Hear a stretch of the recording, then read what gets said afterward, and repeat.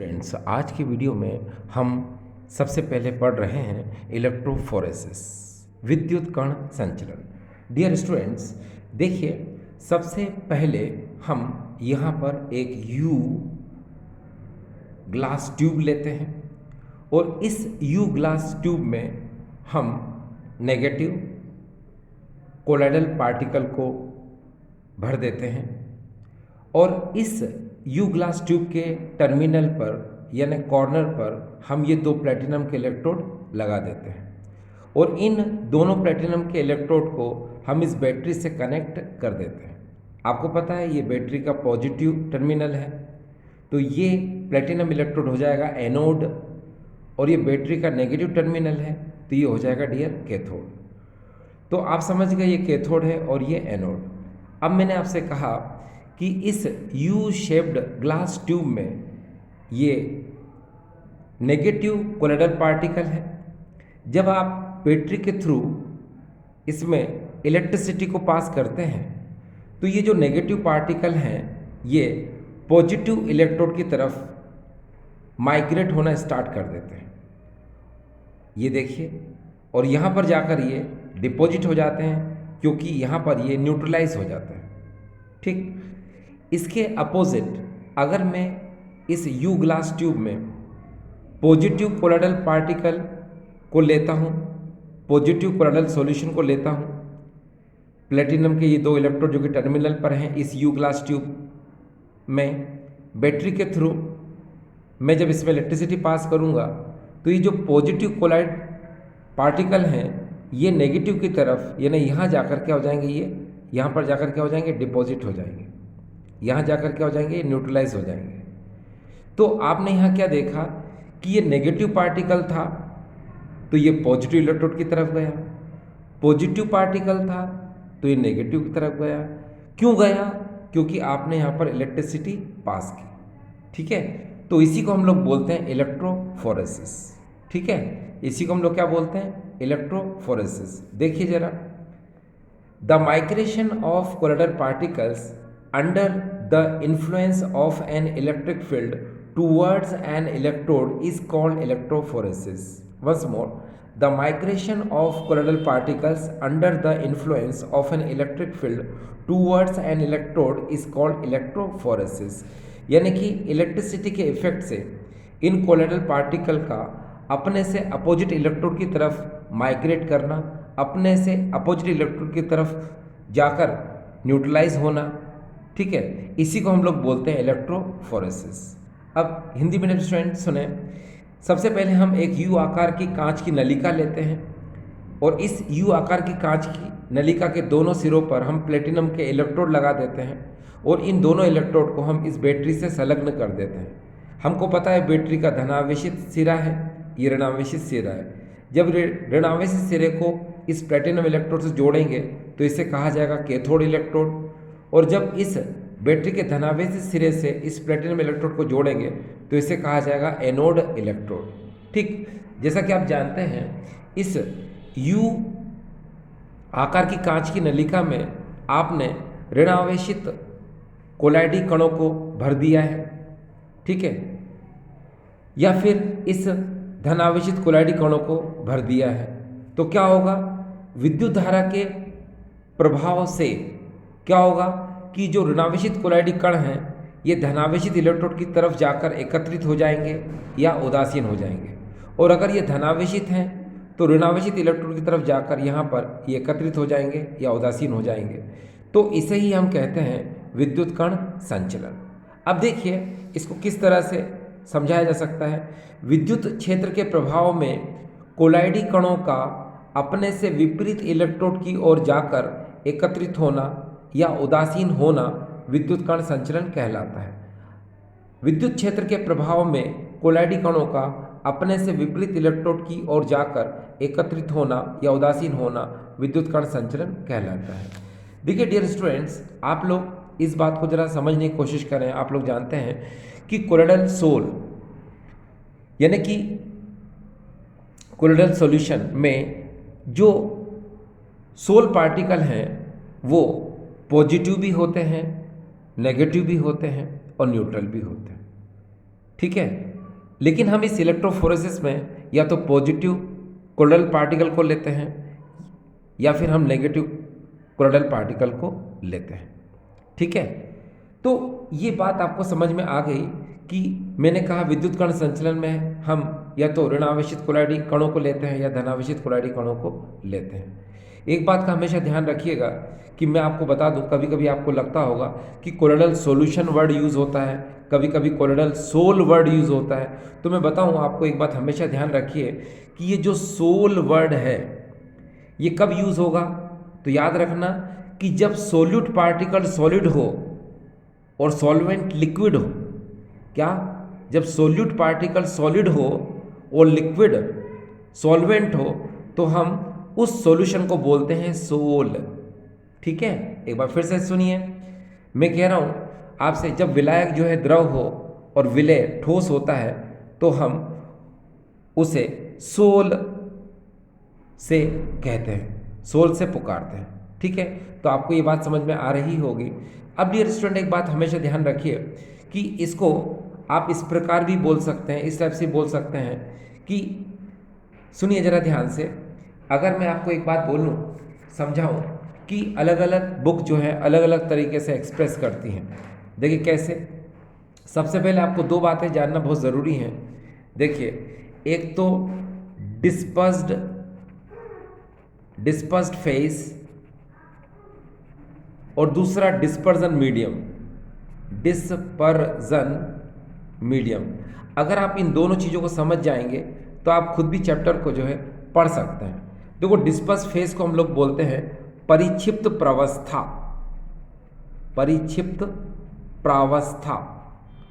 प्रावस्था और dispersion medium को हम लोग बोलते हैं परिक्षेपण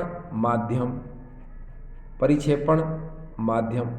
अब आप सोच रहे होंगे कि disperse phase and dispersion medium क्या होता है, तो मैं बताता हूँ आपको। देखिए कैसे, सपोज मेरे पास एक ये कंटेनर है, ठीक है, और इसमें मैंने कोई सॉल्वेंट ले लिया है।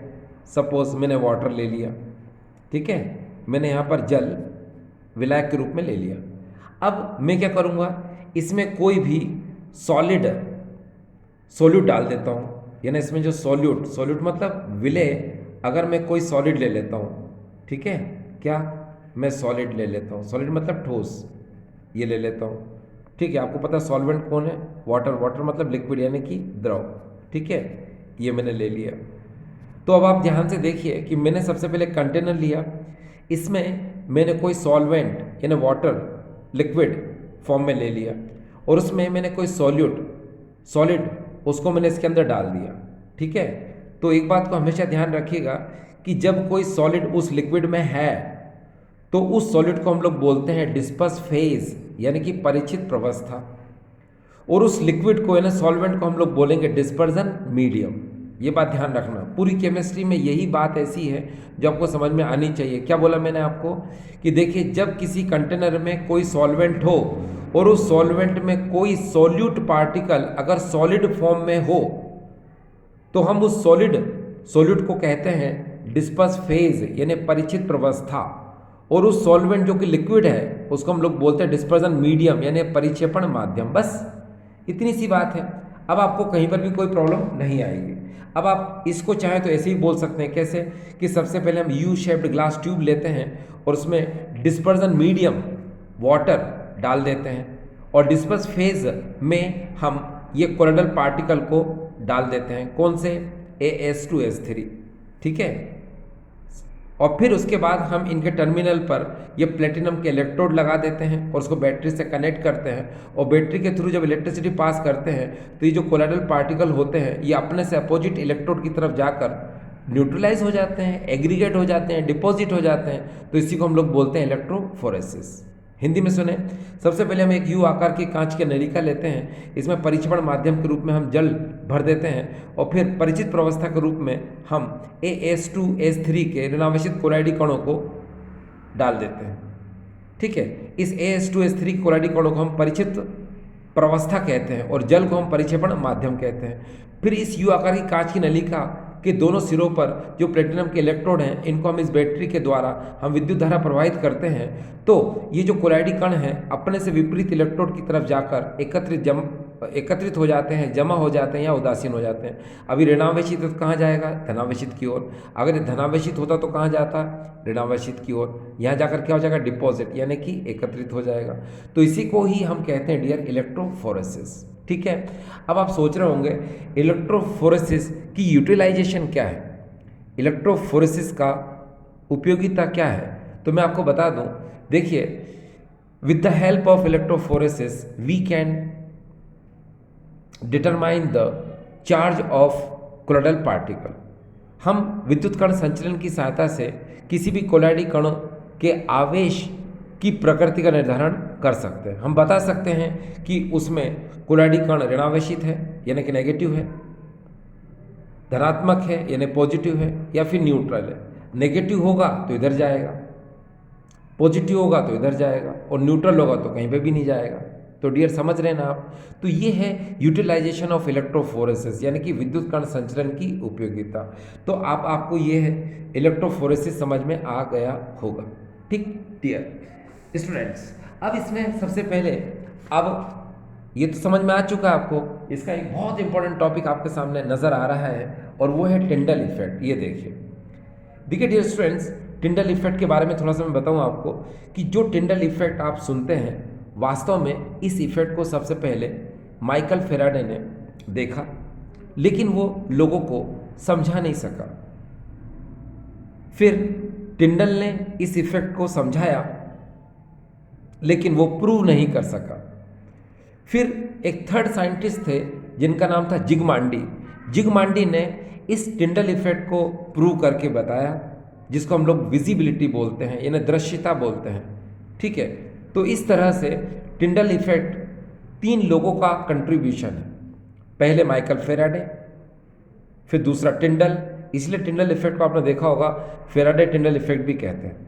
लेकिन इसको जो प्रूव किया था वो जिगमांडी ने प्रूव किया था, जिसको कि अभी हम पढ़ेंगे। अब डियर स्टूडेंट्स, ये टिंडल इफेक्ट होता क्या है? तो पहले मैं आपको बता दूं डियर स्टूडेंट्स, एक बात हमेशा दिमाग में रखिए। सबसे पहले हम क्या करते हैं, एक पॉट लेते हैं, इसको डार्क प्लेस यानी अंधेरे में रख देते हैं। ठीक है। और इसमें किसी कोलोइडल सॉल्यूशन को, किसी भी कोलोइडल सोल को भर देते हैं। ठीक है। और फिर हम इस लेंस की थ्रू, ठीक है, इस लाइट को इससे पास करते हैं। किसकी फॉर्म में? स्ट्रॉन्ग बीम की फॉर्म में। स्ट्रॉन्ग बीम ऑफ लाइट को हम पास करते हैं कहाँ पर? इस पॉट में, जो कि डार्क प्लेस में रखा हुआ है और इसके अंदर कोई कोलोइडल सॉल्यूशन भरा हुआ है। तो हम ये देखेंगे कि इस पॉट में हमको एक टिंडल कोन, ये देख रहे हैं आप, इसको हम लोग बोलते हैं टिंडल कोन। ठीक है। हमको नजर आता है। ठीक है। जो कि ब्लू कलर का होता है। ठीक है।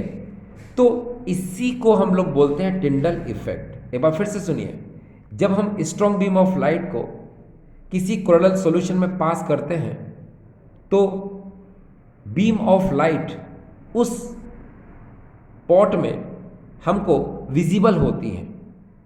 ठीक है। तो इसी को हम लोग बोलते हैं क्या? Tyndall effect. क्यों? क्योंकि आपको मैंने बताया जिस जगह पर ये टिंडल कोन बनता है वहां पर पार्टिकल जो है हमको ब्लू कलर के नजर आते हैं, इसलिए इसे हम ब्लू कोन या फिर टिंडल कोन बोलते हैं। ठीक है। और इसी को हम लोग टिंडल इफेक्ट बोलते हैं। लेकिन ये टिंडल इफेक्ट होता क्यों है? तो सुनिए, क्या होता है कि इसमें जो कोलोइडल पार्टिकल होते हैं उनका साइज जो होता है ट्रू सॉल्यूशन में प्रेजेंट सॉलिड पार्टिकल के साइज से बड़ा होता है। तो जब यहाँ से स्ट्रॉन्ग बीम ऑफ लाइट आती है तो उस लाइट को ये स्कैटर करते हैं। उस लाइट को स्कैटर करने की वजह से ये लाइट का जो पाथ है ये विजिबल होता है। ठीक है। और इसीलिए हम इसको बोलते हैं क्या? Tyndall effect. अब हिंदी में सुने, देखिए, जब हम तीव्र प्रकाश किरण पुंज को इस अंधेरे कमरे में रखे हुए इस कोलाइडी विलयन में से गुजारते हैं तो उस प्रकाश किरण का पुंज हमें प्रदीप्त होता है, हमें उसका मार्ग जो है दिखाई देता है। तो ये जो मार्ग हमको दिखाई देता है वास्तव में वहाँ पर एक टिंडल कोन बन जाता है जो कि नीले रंग का होता है। इस प्रभाव को हम लोग बोलते हैं टिंडल प्रभाव, और इस कोण को हम लोग बोलते हैं टिंडल कोण, जो कि नीले रंग का होता है। अब ये होता क्यों है, तो हमेशा एक बात का ध्यान रखिए कि यहाँ पर जो कोलाइडी कण होते हैं उनके कणों का आकार सच्चे विलयन में उपस्थित विलय के कणों से बड़े होते हैं, जो कि यहाँ से आने वाले प्रकाश किरण पुंज को वो प्रकीर्णित करते हैं, यानी कि प्रकाश को बिखेरते हैं, और प्रकाश को बिखेरने के कारण ही वो दृश्य होते हैं, वो हमें दिखाई देते हैं। ठीक है, इसीलिए हम इसे बोलते हैं टिंडल इफेक्ट। तो आप समझ गए, स्कैटर ऑफ लाइट की वजह से टिंडल इफेक्ट होता है, यानी कि प्रकाश को बिखेरने के कारण ही ये प्रभाव होता है। तो ये स्कैटर ऑफ लाइट कौन करता है? Colloidal particle. ये कोलाइडी कण जो है उस प्रकाश किरण पुंज को क्या करते हैं? प्रतिदीप्त करते हैं। ठीक है ना? उस प्रकाश किरण पुंज को क्या करते हैं? स्कैटर करते हैं, प्रकीर्णित करते हैं। इसलिए ये यहाँ पर हमको ये कण दृश्य होते हैं, ये कण हमको दिखाई देते हैं। अब देखिए, जिगमांडी जो कि एक साइंटिस्ट थे, उन्होंने इसको किस तरह से प्रूव किया। तो पहली बात तो ये है कि मैं आपको बता दूं, कोई आपसे पूछ सकता है कि भाई ये बताओ टिंडल इफेक्ट की इंपॉर्टेंस क्या है, तो मैं आपसे कहता हूं, देखिए टिंडल इफेक्ट जो है true solution and colloidal solution में डिफरेंस कर सकता है, क्योंकि आपको पता है टिंडल इफेक्ट सिर्फ कोलोइडल सॉल्यूशन में होता है और ट्रू सॉल्यूशन में नहीं होता है। हिंदी में सुने, देखिए ये जो टिंडल प्रभाव है ये सच्चा विलयन नहीं दर्शाता, सिर्फ और सिर्फ कोलाइडी विलयन ही दर्शाता है। तो हम इस प्रभाव के द्वारा कोलाइडी विलयन एवं सच्चे विलयन में अंतर कर सकते हैं। अब देखिए, जो जिगमांडी है, उस जिगमांडी ने इस प्रभाव को, इस इफेक्ट को प्रूव किया था। देखिए कैसे प्रूव किया था, चलिए ये 1900 की बात है, 1903 के आसपास जब जिगमांडी ने इसे प्रूव किया था। उन्होंने क्या किया, देखिए सबसे पहले उन्होंने 3 कंटेनर लिए, यहाँ पर फर्स्ट, सेकंड, थर्ड। इसमें कोलोइडल सोल को डाला, फिर ट्रू सॉल्यूशन को डाला, फिर कोलोइडल सॉल्यूशन को डाला। एक बार फिर से देखिए, इसमें कोलोइडल सॉल्यूशन को गोल्ड सोल के फॉर्म में, इसमें ट्रू सॉल्यूशन को NaCl सॉल्यूशन की फॉर्म में, और यहाँ पर भी कोलोइडल सोल को एराजोल, एराजोल का मतलब आपको पता होता है स्मोक ऑफ टोबैको, यानी कि तंबाकू का धुआं, यहाँ भर दिया। यहाँ पर NaCl विलेन को भर दिया, और यहाँ पर गोल्ड सोल यानी गोल्ड के कोलाइडी विलेन को भर दिया। और जब हम लाइट सोर्स को यहाँ से भेजते हैं तो आप देखेंगे कि यहाँ पर उस लाइट सोर्स को आपने यहाँ से भेजा तो यहाँ पर लाइट विजिबल हुई, यहाँ पर भी लाइट विजिबल हुई, मगर यहाँ लाइट विजिबल नहीं हुई, यानी प्रकाश का मार्ग आपको यहाँ प्रदीप्त हुआ, यहाँ पर प्रदीप्त हुआ, किंतु यहाँ प्रदीप्त नहीं हुआ। ऐसा क्यों? क्योंकि आप बहुत अच्छे से जानते हैं कोलोइडल पार्टिकल का साइज इस ट्रू सॉल्यूशन में प्रेजेंट सॉलिड पार्टिकल के साइज से लार्ज होता है, और लार्ज होने की वजह से ये लाइट को क्या करता है? स्कैटर करता है। ठीक है, इसीलिए ये विजिबल है, यहाँ पर भी विजिबल है। लेकिन ट्रू सॉल्यूशन में प्रेजेंट जो सॉलिड पार्टिकल का साइज होता है वो बहुत स्मॉल होता है और लाइट को स्कैटर नहीं कर पाता, इसीलिए वो यहाँ पर लाइट विजिबल नहीं होती है। तो इससे विजिबिलिटी का हमें पता चल गया। ठीक है, और आपको जो डिफरेंस है वो भी पता चल गया। हिंदी में सुने आप, देखिए सबसे पहले जिगमांडी ने क्या किया, कोलाइडी विलेन के रूप में गोल्ड कोलाइडी विलेन को भर दिया, फिर सच्चे विलेन के रूप में NaCl विलेन को भर दिया, फिर कोलाइडी विलेन के रूप में उन्होंने एराजोल यानी कि तंबाकू का धुआं भर दिया। फिर इस प्रकाश स्रोत के द्वारा जब प्रकाश को भेजा तो उन्होंने देखा कि ये जो कोलाइडी विलेन है यहाँ पर प्रकाश प्रदीप्त हुआ, यहाँ पर भी प्रकाश प्रदीप्त हुआ, लेकिन जो सच्चा विलेन है यहाँ पर प्रकाश प्रदीप्त नहीं हुआ। तो क्यों नहीं हुआ? क्योंकि सच्चे विलेन में जो कणों का आकार होता है बहुत छोटा होता है और वो प्रकाश को बिखेर नहीं पाता, इसलिए उसका मार्ग यानी प्रकाश का मार्ग प्रदीप्त नहीं होता। जबकि कोलाइडी विलेनों में जो कणों का आकार होता है सच्चे विलेन में उपस्थित विलय के कणों से बहुत बड़ा होता है और ये प्रकाश को बिखेर देता है, इसीलिए ये कण का मार्ग यहाँ पर क्या होता है? प्रदीप्त होता है। यानी प्रकाश का मार्ग प्रदीप्त क्यों हो रहा है? क्योंकि ये कण क्यों दिखाई दे रहे हैं? क्योंकि ये प्रकाश को बिखेरते हैं, लाइट को स्कैटर करते हैं, इसीलिए ये हमको दिखाई देते हैं। डियर स्टूडेंट्स, एक बात का हमेशा ध्यान रखिए, कभी कभी क्या होता है कि क्वेश्चन जो कि एग्जाम में आता है और मैक्सिमम स्टूडेंट्स है ना बहुत ज़्यादा कंफ्यूज होते हैं, और क्वेश्चन ये है कि जो स्काई होता है वो ब्लू क्यों होता है? यानी कि स्काई इज ब्लू व्हाई? इसका रीज़न क्या होता है ना? आकाश नीले रंग का होता है, तो ऐसा क्यों होता है? तो डियर स्टूडेंट एक बात बताऊं मैं आपको, सुनिए। आपने बहुत अच्छे से देखा होगा कि आकाश स्काई ये है क्या? तो मैं कहूँगा आपसे, देखिए डस्ट पार्टिकल, ठीक है, स्मोक पार्टिकल, ये सब एयर में मिलकर एराजोल बनाते हैं। एराजोल का मतलब होता है कोलाइडल सॉल्यूशन, यानी कोलाइडल सोल बनाते हैं। ठीक है, अब जब सन की लाइट इन पर पड़ती है, तो जब सन की लाइट पड़ती है तो ये कोलाइडल पार्टिकल उस लाइट को क्या करते हैं, स्कैटर करते हैं। ठीक है, अब किस किस लाइट को स्कैटर करते हैं जरा ध्यान से देखिएगा। VIB यानी कि वॉयलेट को, इंडिगो को और ब्लू को, और बाकी सबको क्या कर लेते हैं, एब्जॉर्ब कर लेते हैं। ठीक है, इसीलिए स्काई जो होता है वॉयलेट भी होता है, इंडिगो भी होता है और ब्लू भी होता है। ठीक है, लेकिन हमारी आई जो है इतनी सेंसिटिव होती है कि वो वॉयलेट और इंडिगो को नहीं देख पाती हैं, सिर्फ वो ब्लू को ब्लू ही उनको दिखता है। इसीलिए स्काई क्या होता है, हमको ब्लू कलर का नज़र आता है, लेकिन एक्चुअली में जो स्काई होता है वो वॉयलेट भी है, इंडिगो भी है एंड ब्लू भी है। लेकिन मैंने बताया ना कि हमारी आईज इतनी सेंसिटिव होती हैं कि वो वॉयलेट को और इंडिगो को नहीं देख पाती हैं, सिर्फ ब्लू ही देख पाती हैं। इसीलिए आकाश हमको यानी कि स्काई हमको ब्लू कलर का नज़र आता है। हिंदी में सुने, देखिए मैंने आपसे कहा कि धूल मिट्टी के कण और ये जो वायु के, ये धुएं के जो कण होते हैं वो वायु में मिलकर है ना एराजोल, एक प्रकार के कोलाइडी विलयन का निर्माण करते हैं। और जब इस पर सूर्य के प्रकाश पड़ता है तो ये जो कोलाइडी कण होते हैं ये बैगनी, इंडिगो और नीला यानी कि वॉयलेट, इंडिगो एंड ब्लू, इन 3 रंगों के प्रकाश को प्रकीर्णित करते हैं। बाकी सब रंगों के प्रकाश को क्या कर लेते हैं, अवशोषित कर लेते हैं, जिससे वो आकाश जो है हमको वॉयलेट, इंडिगो एंड ब्लू है ना, यानी कि बैगनी, ठीक है, नील, ये इंडिगो और ब्लू, यानी तीनों रंग का हमको दिखाई देना चाहिए। लेकिन मैंने बताया ना हमारी आंखें इतनी संवेदनशील होती हैं कि वो वॉयलेट और इंडिगो को नहीं देख पाती हैं, सिर्फ ब्लू यानी नीले रंग को ही देख पाती हैं। इसलिए आकाश हमेशा हमें नीला रंग का दिखाई देता है। ठीक डियर स्टूडेंट्स, तो आई होप आपको ये समझ में आया होगा। ठीक, थैंक यू।